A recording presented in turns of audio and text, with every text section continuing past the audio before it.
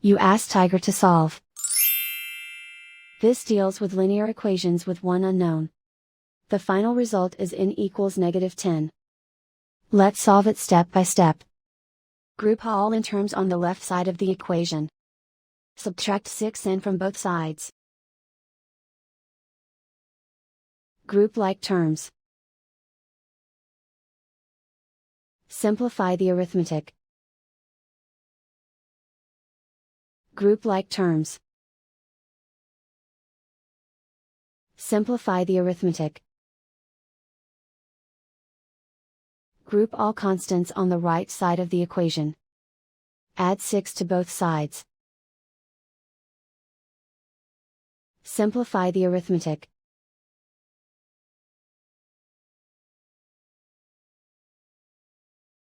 Isolate the n. Divide both sides by -2. Cancel out the negatives. Simplify the fraction. Move the negative sign from the denominator to the numerator. Find the greatest common factor of the numerator and denominator. Factor out and cancel the greatest common factor.